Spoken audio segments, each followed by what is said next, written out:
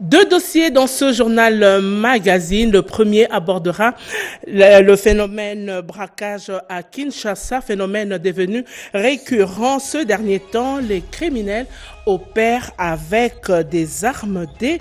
Où les trouvent-ils? Eh bien, vous aurez la réponse à cette question dans un instant. Et le deuxième dossier abordera la question sur les droits humains. Est-ce que la police respecte les droits de l'homme? À Kinshasa, beaucoup d'abus sont signalés dans le comportement d'un policier. Les détails dans une enquête à suivre également dans ce journal magazine. Mesdames, messieurs, bienvenue à ce journal.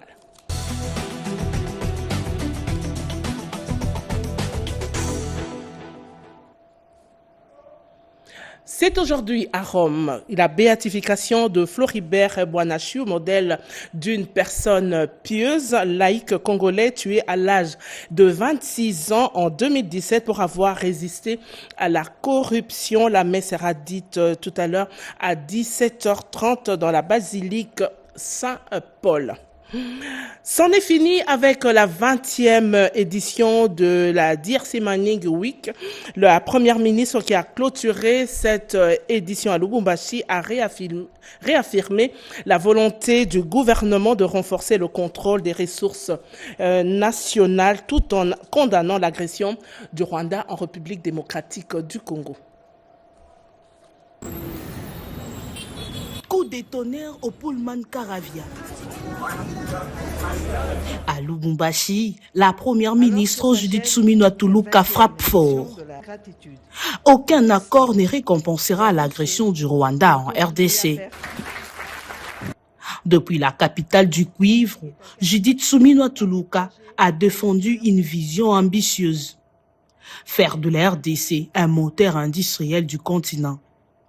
Le corridor de Lobito a été présenté comme une véritable colonne vertébrale pour l'intégration régionale. Le corridor de Lobito doit devenir un véritable corridor de développement, une colonne vertébrale autour de laquelle vont se greffer des pôles industriels intégrés, des plateformes logistiques et des zones économiques spéciales. Ainsi, nous voulons qu'à l'avenir, le corridor de Lobito porte le développement en amont et en aval et permettre une meilleure intégration régionale au service de nos populations respectives. Dans une ambiance électrique, la chef de l'exécutif central a clôturé la 20e édition de la DRC Mining Week. Entre patriotisme et promesses de réforme, cette DRC Mining Week se termine sur une note de résilience avec un message clair. La RDC veut reprendre le contrôle de ses ressources. La République démocratique du Congo ne pliera pas. Nous avons besoin de stabilité et de souveraineté pour améliorer notre économie, notre système éducatif, nos services de santé et offrir des perspectives d'emploi pour notre jeunesse, à travers notamment plus d'investissements privés, particulièrement dans le secteur minier. Ainsi, nous mènerons cette lutte jusqu'à la victoire finale, car le cœur du Grand Congo bat avec courage et fierté. C'est sur ces mots que je déclare officiellement close la 20e édition de la DRC Mining Week. Arrivée sous les ovations d'une foule nombreuse, Judith Suminwa a visité le stand du salon minier aux côtés de plusieurs membres de son gouvernement. Participant à visioconférence à la 20e édition de DRC Mining, le directeur général du Centre d'expertise, d'évaluation et de certification des substances minérales a invité les artisanaux et industriels de visiter le laboratoire chimique de Mousompo. Le Centre d'expertise, d'évaluation et de certification de substances minérales précieuses et semi-précieuses rassure les participants à la DRC Mining dans la ville cuprifère de Lubumbashi. Son directeur général, Freddy Mwamba Kanyinku, est intervenu par la visioconférence à partir du laboratoire d'analyse chimique de Mousompo dans la ville de Kolwezi, dans la province du Lualaba. invitant les artisanaux et industriels à visiter cette unité d'expertise, d'évaluation et de certification de substances minérales. Et ce, en guise de déterminer les caractéristiques physico-chimiques de minerais dans les normes nationales, régionales et internationales. Dès lors que son laboratoire promis en 2022 est aujourd'hui opérationnel. L'espace du RC Mining est un espace de communication important qui facilite les échanges entre les différents opérateurs miniers. Le CEC, Autorité de certification, est doté de grandes capacités analytiques qui lui permettent de rationaliser la mise en valeur des ressources minières de la République démocratique du Congo. Selon l'orateur, le CEC a pris la résolution de faciliter les opérateurs miniers dans la recherche quant à la prise en charge d'analyse et de restauration minière. Pour gagner ce pari, le CEC dispose d'un équipement ultramoderne qui permet ainsi de produire un travail de qualité à la satisfaction des artisanaux et industriels miniers. On va parler infrastructure routière à Kinshasa pour vous signaler l'état de dégradation de l'avenue Chrétien dans la commune de Ngalima, précisément au quartier Jamaïque. Circuler ou rouler sur cette avenue le jour comme la nuit est un risque, du moins pour rester sous les eaux stagnantes ou encore se faire agresser. Les usagers de cette route appellent les autorités compétentes pour la réhabilitation de cette avenue. C'est le spectacle au quotidien sur l'avenue Chrétien au quartier Jamaïque, précisément sous le pont Makelele dans la commune de Kintambo. Selon les habitants du quartier, cette situation est voulue et entretenue par certains inciviques de ce quartier dans le seul but de créer l'insécurité. Des eaux qui stagnent, ce sont les infrastructures qui en pâtissent. Il faut donc un exutoire ou une motopompe pour charrier ces eaux vers des canaux appropriés.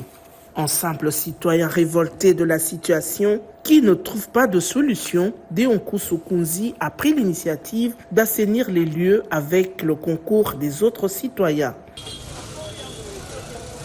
C'est vraiment difficile d'y passer. Les véhicules des fois tombent en panne. Alors aujourd'hui, j'ai pensé que c'était tout à fait normal en tant que citoyen, je puisse éventuellement, si c'est possible, si ça va se faire, que je trouve une solution. Donc j'ai pris dans mes deniers personnels et j'ai acheté une pompe susceptible de pouvoir pomper toute l'eau qui est ici. Donc on va marcher. J'ai cette eau. Donc je pense que c'était ce que je aux autorités de Kinshasa. Oui, il y a l'OVD, il y a tout ce que vous voulez. L'autorité de Kinshasa doit prendre des initiatives, notamment à ce qui concerne ce qui se passe ici. On doit vider cette eau tout le temps. À l'époque, ce pont porte le nom de l'ancien premier ministre Lunda Boulou. Il est construit selon les normes. Ce sont plutôt les buses bouchées qui ne facilitent pas l'évacuation des eaux vers la rivière Makelele. Un appel est lancé au ministre provincial des infrastructures et travaux publics afin de trouver des solutions à long terme.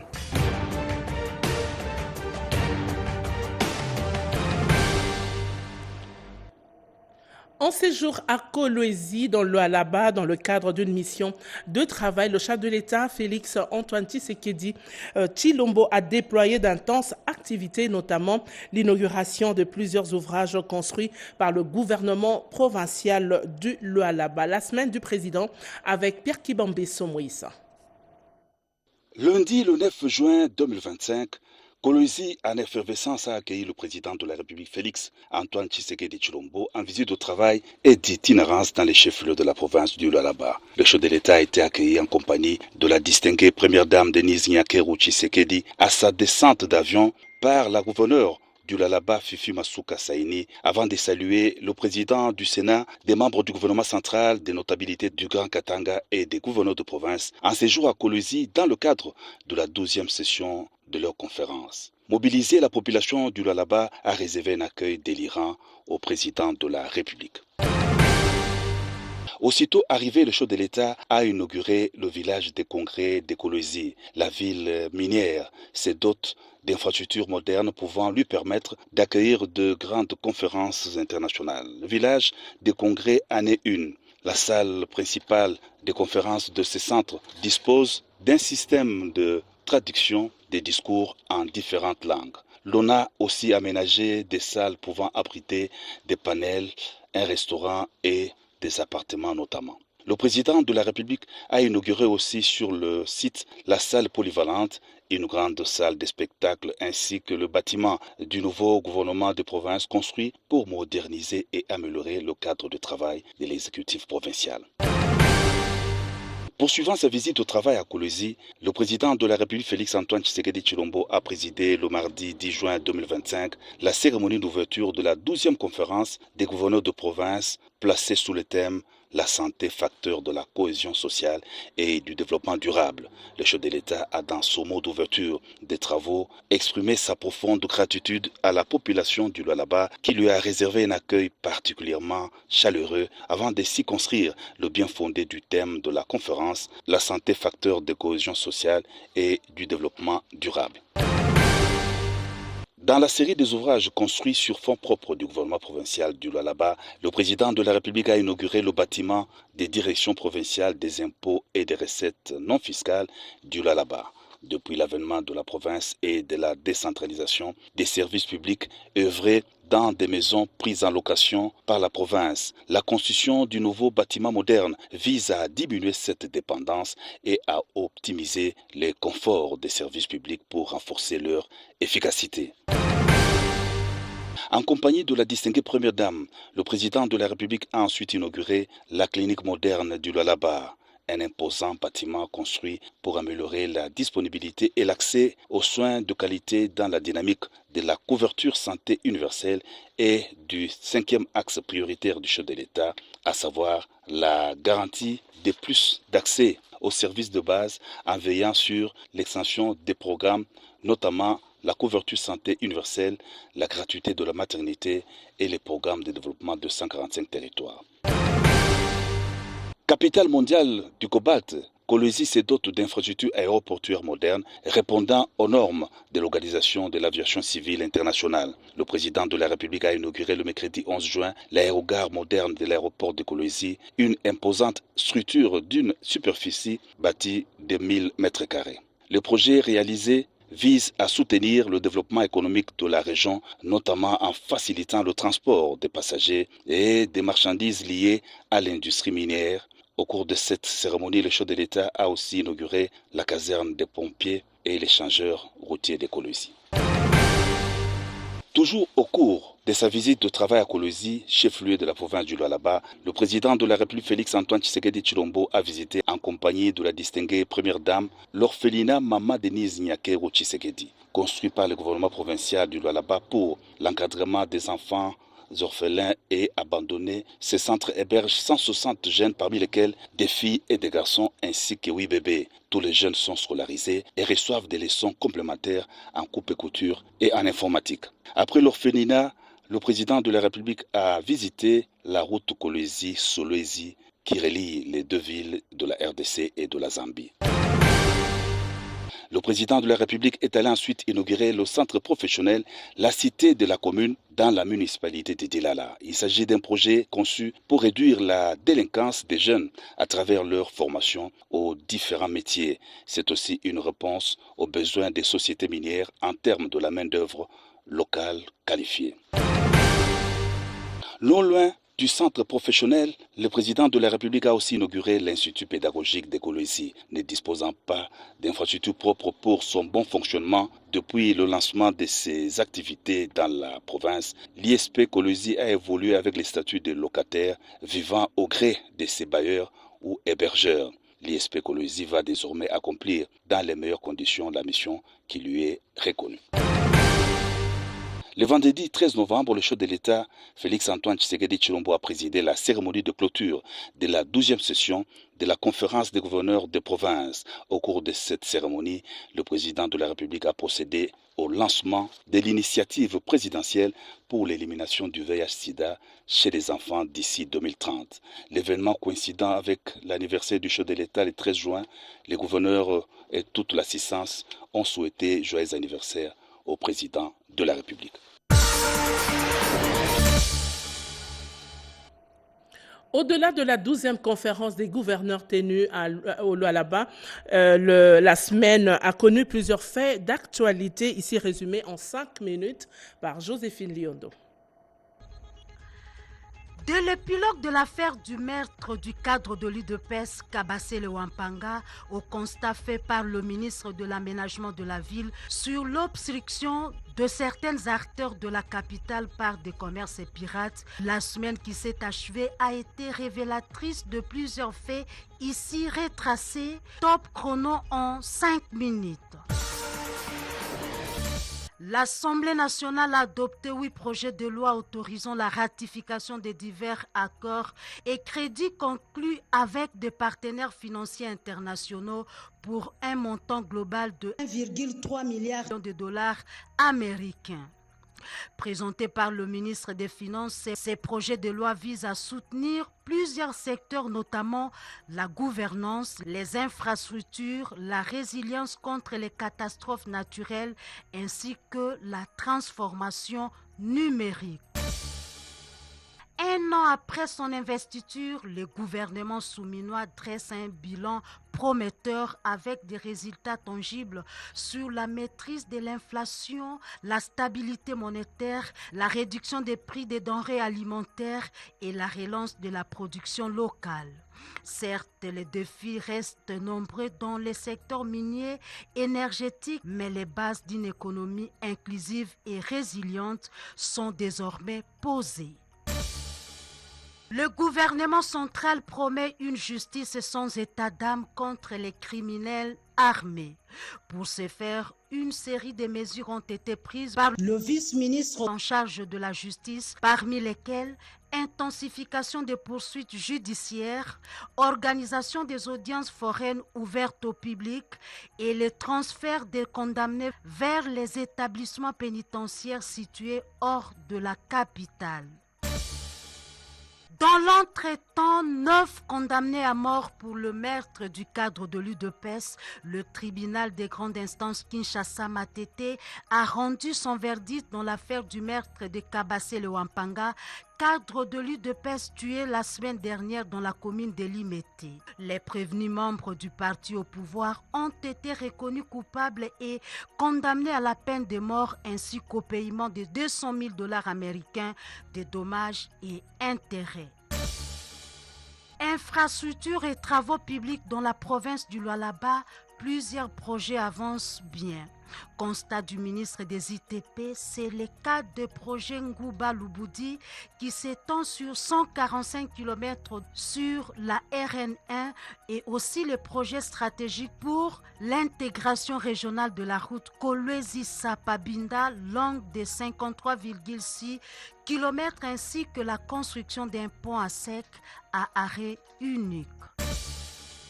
Les problèmes de la mobilité et des ouvrages publics qui freinent le développement de la ville capitale Kinshasa ont fait l'objet de la descente du ministre en charge de la politique de la ville qui a sensibilisé la population quinoise sur le respect de la salubrité publique et au bon stationnement pour éviter des embouteillages inutiles en vue de la bonne fluidité du trafic pour tous.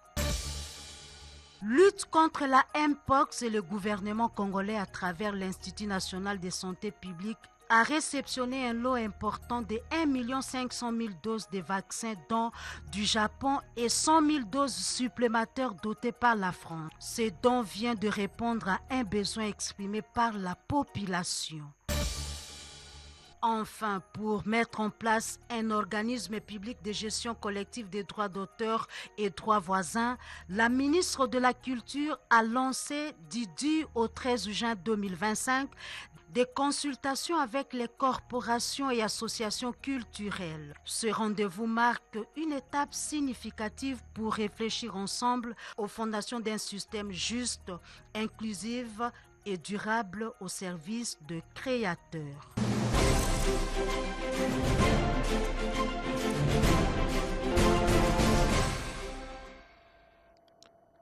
Kinshasa, capitale de la République démocratique du Congo, connaît une période d'insécurité devenue récurrente avec des braquages à répétitifs. Les établissements financiers, des supermarchés, voire même des lunch bars sont les cibles pour les criminels. Curieusement, ils opèrent avec des armes. Où les trouvent-ils ? La recrudescence des braquages dans la ville de Kinshasa inquiète la population d'une part et interpelle les autorités d'autre part. Les cas les plus flagrants récents enregistrés incluent des vols à main armée perpétrés en plein jour au rond-point des Huileries, au bar Mbélange du célèbre boxeur Martin Bakoli. À cela s'ajoutent des actes similaires commis dans une pharmacie et un commerce de la commune de Lemba, ainsi qu'au supermarché SK de Ngaliema. Cette série d'incidents relance les débats sur la sécurité des biens et de personnes dans la capitale. Je demande aux autorités du pays, particulièrement au vice-premier ministre de l'Intérieur, de s'investir pour éradiquer cette situation des cambriolages répétitifs dans la ville de Kinshasa. Que la sécurité soit de rigueur pour mettre fin à ces crimes. L'incident qui s'est produit dernièrement dans la commune de Lemba s'est passé en plein jour. Une situation qui a sémé la terreur à la population de ces coins. Que la police nationale prenne les choses en main. C'est notre propre pays. Nous devons vivre dans la quiétude, mais nous déplorons l'augmentation du taux de criminalité. Nous voulons vivre dans la sécurité. Il faut vivre très bien. La Commission nationale de contrôle des armes de petit calibre, la réduction des armées sur la question et non d'armes. L'origine est complexe.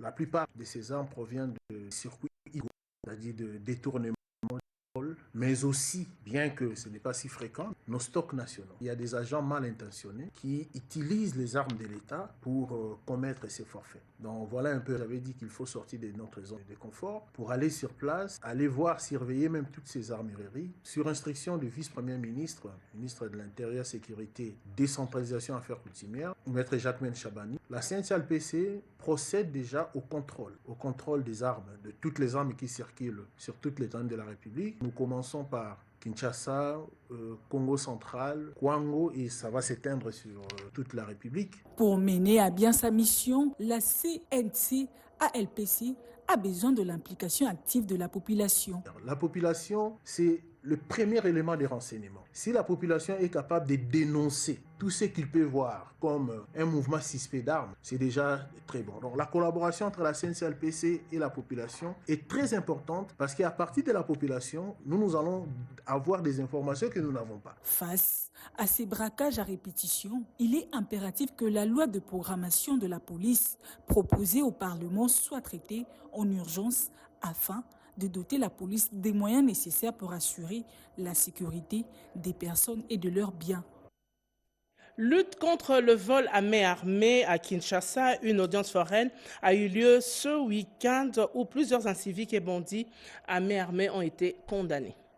Sur instruction du chef de l'État, Félix-Antoine Tshisekedi Tshilombo, en ce qui concerne la traque des inciviques et bandits à main armée dans la ville-province Kinshasa, ne souffre d'aucune application. Le vendredi 13 juin, le vice-ministre de la Justice, Maître Samuel Mbemba Kabouya, a fait les déplacements de la division urbaine de la police nationale de Lukunga, où plusieurs inciviques étaient jugés en flagrance, notamment Dieudonné Mbouya, pour avoir extorqué une moto. Le tribunal l'a condamné à 20 ans de prison ferme, une satisfaction pour la population. Monsieur le Président de la République, chef de l'État, Félix-Antoine Tshisekedi Tshilombo, a instruit le Conseil supérieur de la magistrature ainsi que le gouvernement souminois, chacun en ce qui le concerne, de traquer les bandits à main armée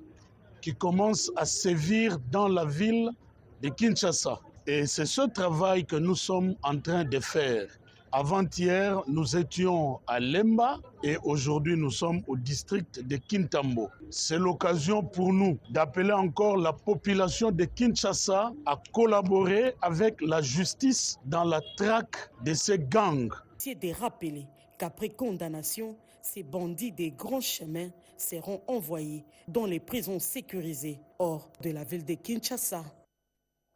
La protection et le respect des droits de l'homme est une obligation pour tout individu, spécialement les services de la police, à qui revient la responsabilité de protéger les populations et leurs biens. Mais malheureusement, beaucoup d'abus sont signalés dans le comportement du policier.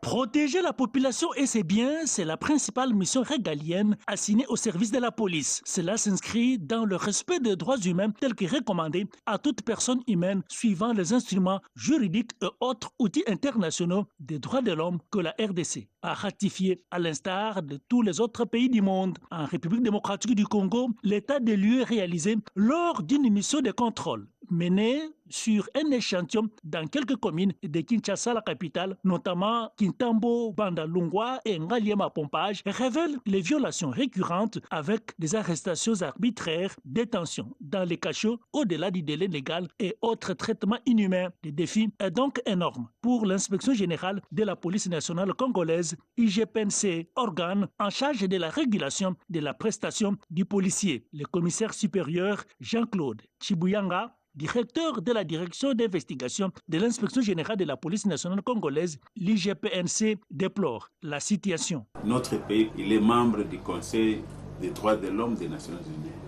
Donc nous avons les traités internationaux, les conventions, les traités, et puis nous avons les instruments nationaux comme la Constitution qui parle du respect des droits de l'homme. Au regard de ce que nous venons de faire sur le terrain dans la ville de Kinshasa, nous recevons des rapports des provinces. Pour le moment, l'état des lieux des droits de l'homme est à déplorer. Les actes que posent les OPJ, qui arrêtent les gens pour le fait bénin, pour le fait civil, ils dépassent les délais légaux de garde à vue. Ils arrêtent les gens pour des infractions qui ne sont même pas codifiées dans les codes pénals. L'OPJ n'a pas le pouvoir de percevoir les amendes et de les mettre dans la poche, mais orientées vers les trésors publics à travers les services de la DGRAT. Pour la population victime de ces comportements déréglés du policier sur le terrain, il faut que le gouvernement de la République puisse prendre ses responsabilités. Les policiers nous arrêtent brusquement sur la chaussée avec risque de tomber. Des fois, on fait traîner des dossiers au niveau de social. Pour une lutte efficace contre les mauvaises pratiques de la part du policier, il faut renforcer les actions de sensibilisation et contrôle interne pour le respect des droits de l'homme avec le processus de réforme de la police nationale congolaise. Les droits de l'homme, c'est le droit de pouvoir donc exercer ce qui est prévu par cette institution-là des droits de l'homme. Que celui qui respecte donc la loi respecte aussi les droits de l'homme. Sous l'impulsion de monsieur l'inspecteur général de la police nationale, nous sommes en train de lutter contre ces antivaleurs-là pour qu'ils puissent arriver à travailler tout en respectant les droits de l'homme. La police nationale congolaise est réglementée sur base de la loi fondamentale qui est la Constitution avec la loi organique et autres instruments internationaux. La mission de protéger la population en assurant la sécurité de ses biens demeure donc primordiale, d'autant plus que la RDC est signataire de tous les traités consacrés aux droits de l'homme.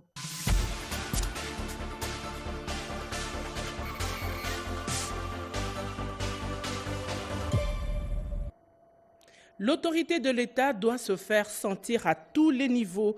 Les chefs de quartier et bourgmestres ont une responsabilité dans la mise en œuvre des décisions prises au plus haut niveau. L'État est un tout. L'administration publique en est un levier essentiel. Cette conception garantit un fonctionnement huilé des institutions, mais surtout fait sentir l'autorité de l'État. Les décisions qui se prennent au plus haut niveau de la République ou des provinces souffrent du manque criant d'appropriation au niveau local, alors qu'elles devaient être considérées comme des dynamiques dans la machine. Vu l'immensité du travail, la décentralisation était la parade trouvée pour responsabiliser l'État d'en bas. La mayonnaise n'a pas encore pris, le fossé est toujours grand entre les décisions prises et les réalités de terrain. À Kinshasa, les exemples sont légion. Balaba les a ONZT, le gouverneur l'a décidé il y a quelques semaines, mais les routes sont toujours démarchées et de nouveaux vendeurs les envahissent. Kinshasa, c'est plus de 15 millions d'habitants, les populations du Gabon, du Congo-Brazzaville, de la Guinée équatoriale et de la Namibie réunies. Les bourgmestres et les chefs des quartiers n'ont pas l'air de prendre au sérieux leurs tâches. Le manque de moyens brandis tout le temps n'est pas le seul problème des communes apparemment. Il y a aussi le manque d'imagination et l'absence d'initiative. La notion de la hiérarchie évoque l'idée de la répartition des charges. Si les bourgmestres se considèrent faisant corps avec l'autorité au-dessus d'eux, l'État sévirait. Et il y a nécessité d'une véritable remise en question pour redonner l'efficacité sur le terrain à l'action des pouvoirs publics.